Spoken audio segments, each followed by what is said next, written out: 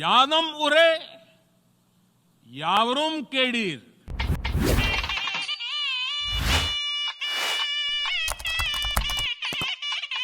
செம்மொழி வலையொலி YouTube channel. இந்த சேனலின் மூலமாக, அந்த வலையொலியின் மூலமாக பல்வேறு தகவல்களை தினந்தோறும் நாங்கள் வழங்கி கொண்டிருக்கக்கூடிய அந்த நிலையில் முழுமையாக கண்டு பார்க்கலாம்.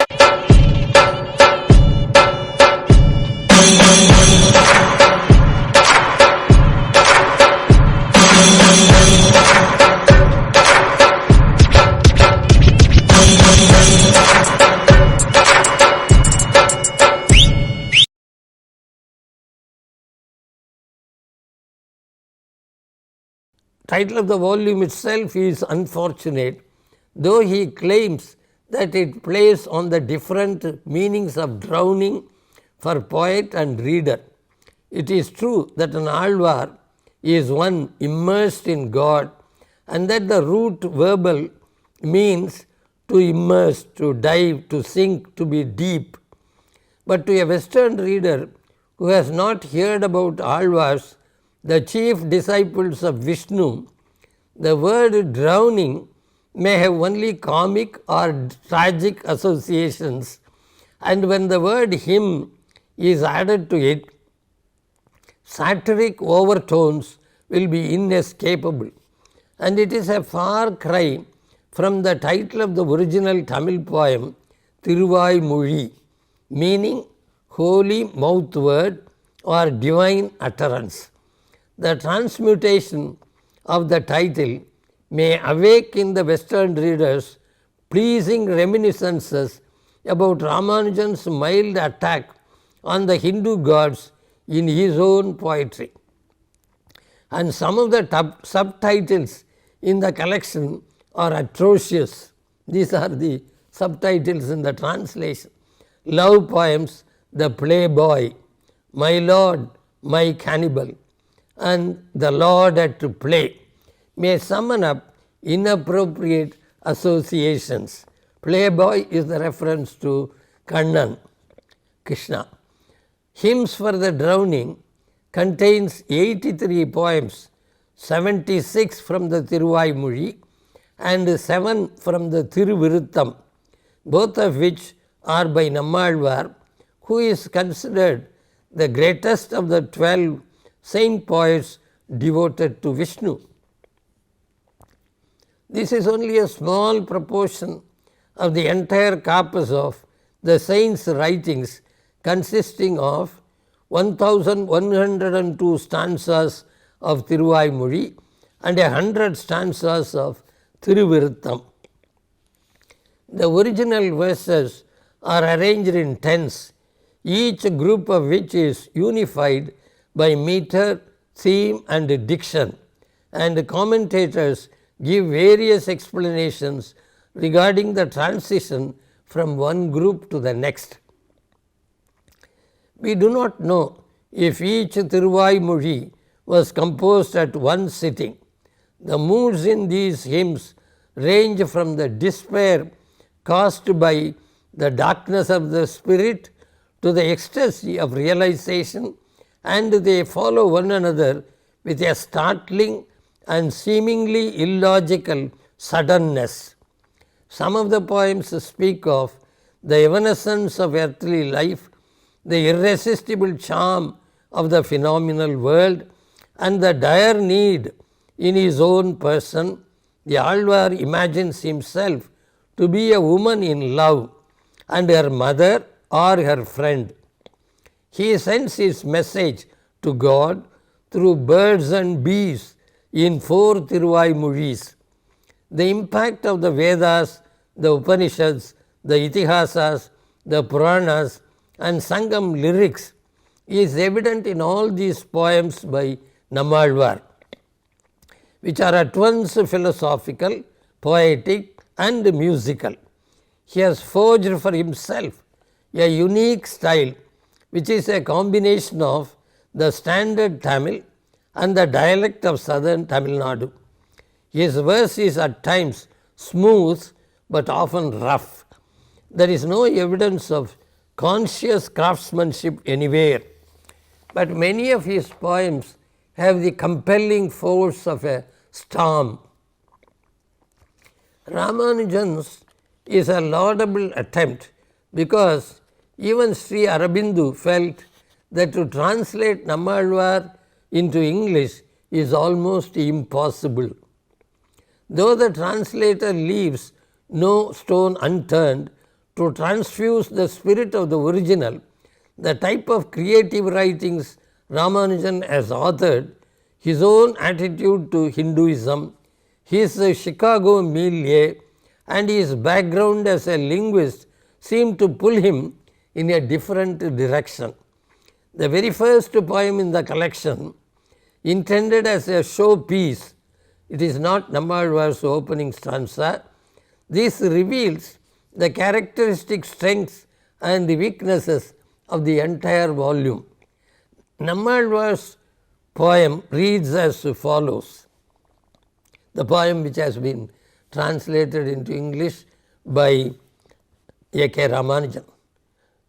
நாம் அவன் இவன் உவன் அவள் இவள் உவள் எவள் தாம் அவர் இவர் உவர் அது இது உது எது வீம் அவை இவை உவை அவை நலம் தீங்கு அவை ஆம் அவை ஆய் அவை ஆய் நின்ற அவரே.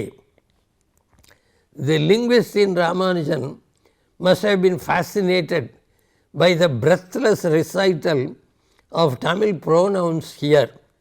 It is to be noted that A. Srinivasa Raghavan, a dedicated Nammalvar scholar, in his book on the saint, which includes his translations and analysis of a number of poems, does not mention this particular stanza. Ramanujan's rendering is too skillfully managed to recapture the spirit of the original. This is his translation. We here and that man, this man and that other in between, and that woman, this woman and that other whoever, those people and these others in between, this thing, that thing and this other in between, whichever, and things dying, these things, those others in between, good things, bad things, things that were, that will be, being all of them, he stands there. That this translation occupies more space than the original does not matter. Nammalvar listing all created beings drives home the idea that God, who is one, becomes many and yet stands apart. But in the modern poet's version, that is in Ramanujan's translation, God seems to have disappeared since the pronouns stand out. It even becomes a little comical because of the presence of the series whoever, whichever and that other in between, these others in between, this other in between and those others in between. Part of the mischief is caused by the title of the translated poem itself. The title is The Paradigm, shifting the emphasis from theology to linguistics. Examining Ramanujan's selected poems published in 1976, K.R. Srinivasa Iyengar observes that it is rather sad that the spirit of consecration could by slow stages decline to almost cynical desecration in a foreign climate. M.K. Nayak also sees in a poem like Prayers to Lord Murugan a curious uncertainty in Ramanujan's reaction to Hinduism.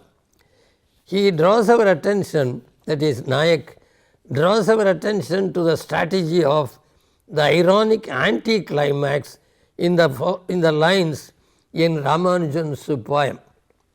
Lord of headlines, help us read the small print.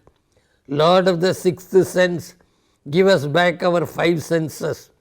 Lord of the last born, give us birth. Lord of answers, cure us at once of prayers. Ramanujan, with his ironic flourishes, seems to have a lot of fun at the expense of Lord Murugan and his bhaktas, and there is no evidence of any spiritual quest or assertion of faith. One suspects that this cynicism rears its ugly head occasionally in his translations also.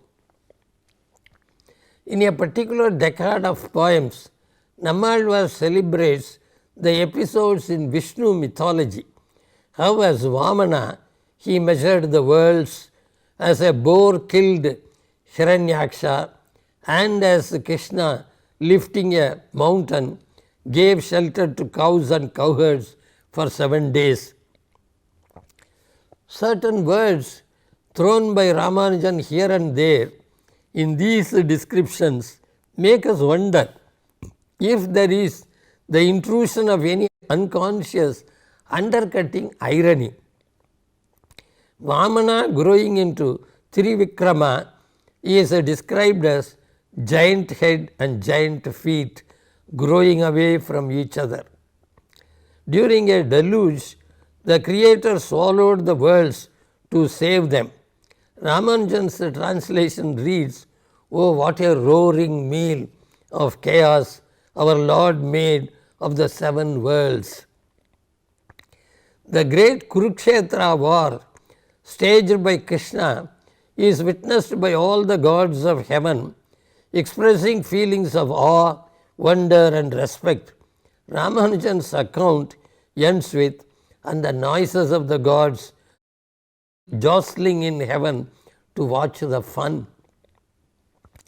When Krishna persuades the cowherds to make their offerings to a mountain instead of to Indra, the latter becomes furious, Indra becomes furious and pelts the cows and cowherds with thunder and rain. This real rain is replaced by a metaphoric one of evils in Ramanujan's description. This is how he translates the passage. As our Lord and Father lifts up the mountain, so his rich city, his city of gateways, might take shelter against the downpour of heaven's evils. The poem about the true devotees of Vishnu, who, God crazy as they are all the time seen mumbling and prattling the names of the Lord of the hill. They are called God's idiots by Ramanujan. Ramanujan himself points out that the personal, the landscapes and the situations of classical Tamil love poetry are enlisted as signifiers for a new signification in many of Nammalvar's poems. Certain subtle changes are introduced and a single epithet or a name such as the dark one or a context can change an ordinary love poem into a sacred one. Any translator of such poems should keep in mind that a careless omission of such vital clues or an inadvertent use of an epithet or a name or a word not found in the original may easily convert a religious poem into a profane one. All this is not to detract from Ramanujan's contribution as a translator. It is true that translations of ancient texts should be allowed more freedom than those of modern texts. It is also true that no translation can be satisfactory to someone who has read and enjoyed the original. But the point stressed here is that Ramanujan, who has won the approval of the Western and non-Tamil readers of his translations, could have satisfied even those who are familiar with the original, if only he had cared a little more for their response. It is well known that A.K. Ramanujan has won global recognition and great critical acclaim for the ancient poems of love, war and bhakti in Tamil through his English renderings of a considerable number of them. What is little known to his readers and critics is the extent to which classical Tamil poetry has had its impact on his original English poems. The celebrated Sangam poems have exerted a strong, almost all pervasive influence on his subject, imagery, poetic technique, thought and even vision of life. Even as early as 1970, in one of his interviews with a young Indian critic, he acknowledged his unqualified admiration for Sangam poetry. This is what he said about Sangam poetry. These classical Tamil poems attracted me by their attitude to experience, to human passion and to the external world, their trust in the bareness, the lean line with no need to jazz it up or ornament it. They seem to be classical, anti-romantic, using the words loosely as we know them in European literature. A look at the classical Tamil poems, he continues, their attention to experience, yet their attention to the object is not to create the object of the imagist, but the object as enacting human experience. The scene always a part of the human scene, the poetry of objects always a part of the human perception of self and others. The ability to engage entirely the world of things, animals, trees and people, attending to their particularity, making poetry out of it and making them speak for you. This seems to me extraordinary, he says. But the ancient Tamils were a community, a sangam of poets with a symbolism and a reality they shared. Not a fabulous mythology, but the realities of nature and culture used as a symbolism, a language within a language which allowed them to write with tremendous economy and allusiveness. Describe a drum beat or falling water or a wild cat's row of teeth. One little thing could say many things. If the world was the vocabulary of the Sangam poet, convention was his syntax. So, this is a kind of tribute that he pays the Sangam poets. As he translated more and more of Sangam poetry, he was drawn closer and closer to it, and its world view as opposed to the one in Sanskrit literature appealed to him all the more effectively. Describing his early reaction against Hinduism, he asserts that he came to believe that only a kind of modern rationalism was the answer to all the problems of a hierarchy of birth. He would never translate the Vedas because his interest had always been in the mother tongues, not Sanskrit, since he always felt that the mother tongues, Indian mother tongues represent a democratic, anti-hierarchic, from the ground up view of India. He decided not to talk about India through the Sanskrit text, but through the mother tongue texts, both written and oral, which are told by women, by the non-literate part of the Indian population. He preferred the folk tales in regional languages to the Sanskrit mythologies because the three things in which he was constantly interested, aesthetics, the past, the world view, are given importance only in the folk tales, he says, not in the mythologies in which one hears only the official views. He openly declares that he was ideologically radical towards Sanskrit. He says, my discovery over the years is that the mother tongues have so much in them, so much that is alive and are much more pervasive in all strata of society, in all ages from children to the very old, men and women, literate and non-literate. What holds them together, he asks, and he says it is not Sanskrit, it is these mother tongues.